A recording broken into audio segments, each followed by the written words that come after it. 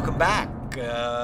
We are here with Zoe Davis, therapist, nutritionist. She's really the coach at Amen Clinics. When I have a patient that I want to help them with their diet, I send them to Zoe. Zoe is also the coach on Brain Fit Life, our online and mobile program. You can learn about it at mybrainfitlife.com.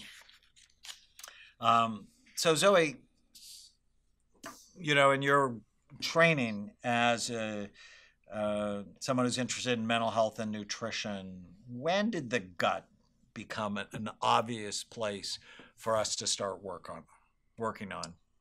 Yeah, that's a good question. For me personally, I think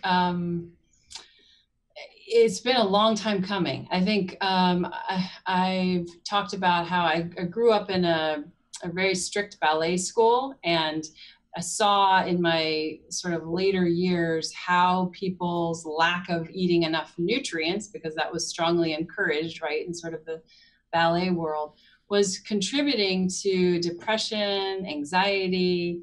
And I didn't really think of it as a gut thing necessarily, but I started thinking, okay, there's something to this nutrition and mental health, connection. So certainly later I started to realize that there had been a lot of studies done actually back, early into the early 1900s, where people were looking at nutrients and their benefit to mental health issues, but it was sort of like thrown out and not strongly encouraged.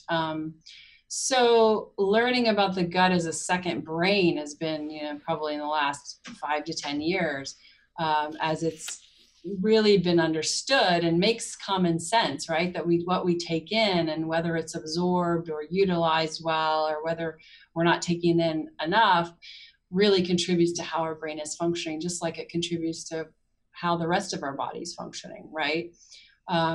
So this is a powerful thing. I mean, we are made up of more bacteria, right, than we are other human cells, right? So we've got trillions and trillions of bacteria in our gut, and how they're impacting the way that we function, whether we're absorbing nutrients well, whether we're getting sick, whether we're staying well, whether our immune system's functioning, whether neurotransmitters are being utilized well and absorbed. It has everything to do with it, right? So it's just the second brain that we've got housed, in our GI tract. And it's powerful when we start to look at that in terms of how it changes the way that our brain functions. And it's a wonderful conversation to keep having, because not a lot of people know about it. So not one lecture in medical school about the gut-brain connection for me, not one lecture in my residency, my psychiatric residency, or my child and adolescent psychiatry fellowship, not one. And it's nuts when you think, as you said, you have 100 trillion bugs in your intestinal tract, where you only have 10 trillion cells in your whole body. So you have Right. 10 times the number of bugs, and they can be really good for you. So they can be really helpful, or they can be really hurtful. And if you don't feed the bugs right, they won't make neurotransmitters. They won't make vitamins. They won't digest your food. They will cause this thing we call leaky gut, where your gut lining becomes deteriorated and you start to absorb things you shouldn't absorb in your body. And Yeah, you start to become almost allergic to yourself, right? I mean, I think that's the thing I remember a professor once said, is try not to become allergic to yourself, right? It's like that idea of you start to react to things that maybe you could normally eat, but if your intestinal lining is permeable, you're going to have problems. well, and I love that term. I'd never heard that before. Become Yeah, allergic to yourself. So that's what yeah, MS is. yeah. That multiple sclerosis. It's what rheumatoid arthritis is. It's what Mhm. lupus is. And a lot of rheumatologists or neurologists will try to drug the brain into submission, without really going at what the root cause might be. And that is often gut health. And so, as I talk about brain health, I always say brain health is three things. You got to care about your brain, so fall in love with your brain, avoid anything that hurts it, and do things that help it. You just need to know the list. Well, gut health is sort of the same thing. Is you need to care about that tube that's 30 feet long, and you need to care about its health, its contents, and what are the things you can do for it that help it, and what are the things you should stop doing that hurt it. So we already began to talk about why you should love it, and people know intuitively. Yeah. I remember I used to get butterflies before I would speak in front of an audience, and why, right? I mean, I'm anxious in my mind. How does that Right. affect my gut? Well, there's a Right. big nerve called the vagus nerve that goes between your brain and your Right. gut. And so it's sending signals. You're unhappy, your gut will feel it. I remember when I went through a period of grief 13 years ago now. I lost somebody that I just dearly loved. My GI tract was upset for 6 months. It just wasn't working right. And I think so many people who go through grief, they experience gastric symptoms. And Absolutely. Yeah.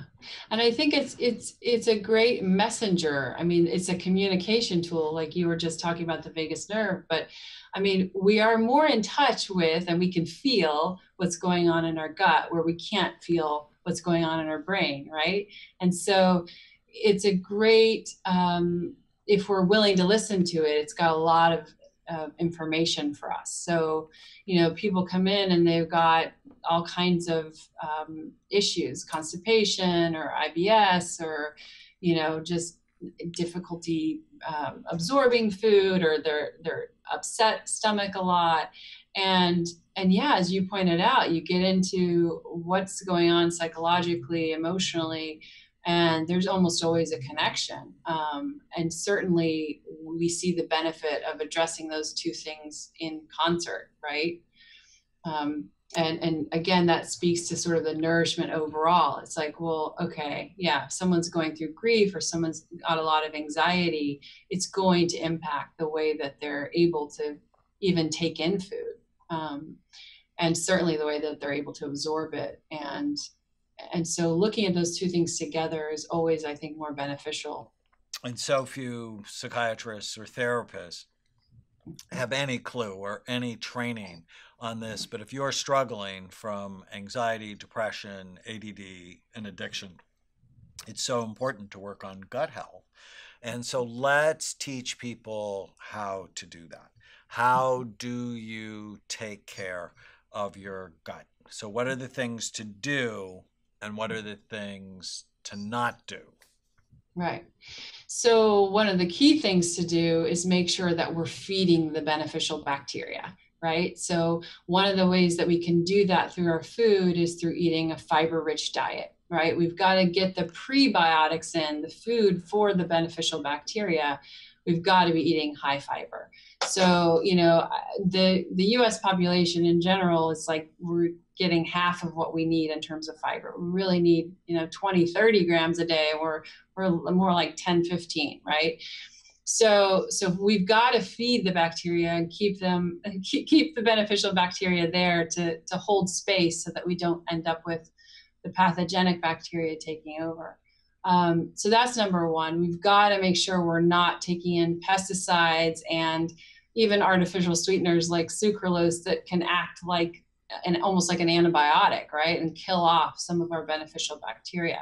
We've got to be abstaining from taking too many antibiotics, right? I mean, that's something in the medical field are just, often doled out without a lot of thought as to the repercussions. And I'm constantly fascinated by how many people are on antibiotics.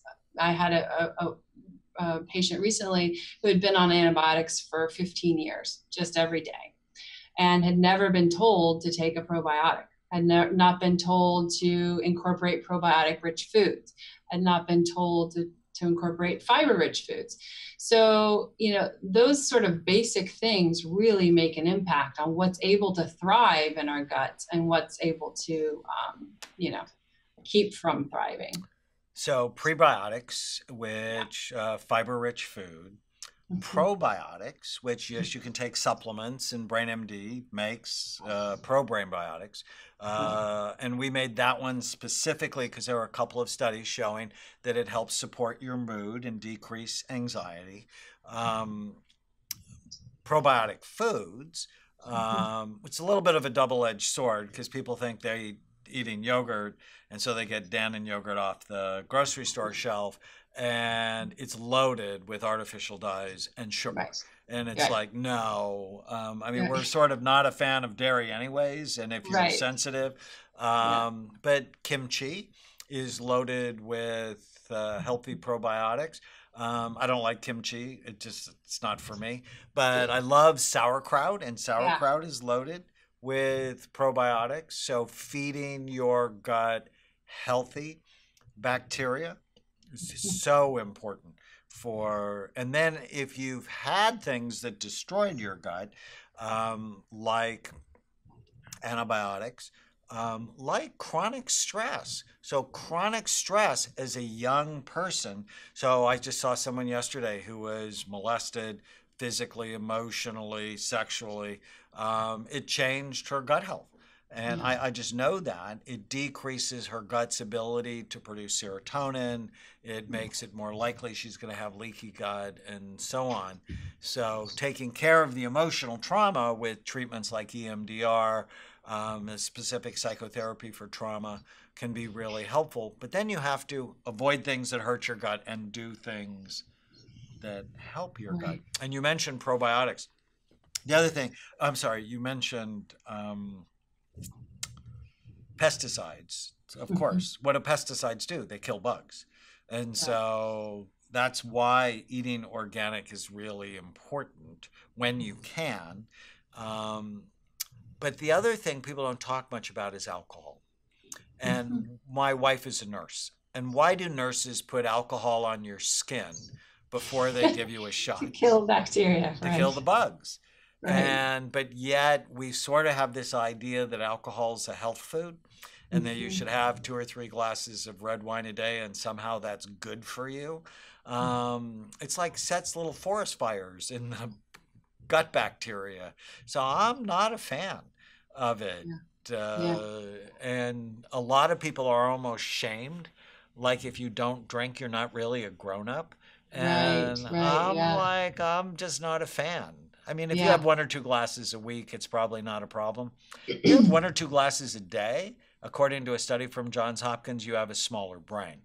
And Yeah. I would just say, when it comes to the brain, size really does matter. It's the only Mhm. organ in your body where size matters, but your brain counts. You don't want to be shrinking your Yeah. brain. And I think you bring up a good point about sort of the habit of it, right? So that people are used to having alcohol with every social occasion, just like they're used to having really, junk food. I mean, there's that sort of habit of that, in so many of our lives. And I think questioning that and talking about how can you enjoy socializing without that, or what else can you do that's health promoting, that's in, we're still able to enjoy each other's company. I think that's, it's inclusive, right? It's like you're addressing the fact that there's a social component to it, but you're also like addressing the fact that you don't want to be hurting yourself in order to have that, So, in right? the going away party in the clinic that you told me about at the break, I'm Yeah. hoping they don't have candy and cake No. and sodas and No, it was all alcohol. beautiful. It was all beautiful whole foods. It was great. Yeah. So, Yeah. why And do we fresh fruit for dessert. celebrate Mhm. with foods that hurt us? Yeah. Yeah.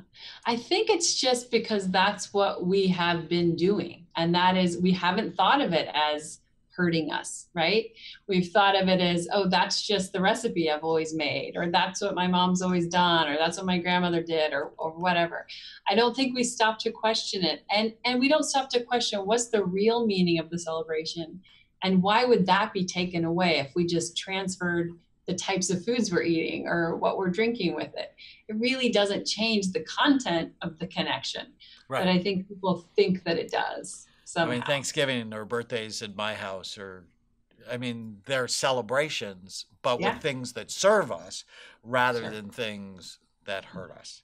All right, when we come back, we are going to talk about what to do, what you can eat every day. Stay with us.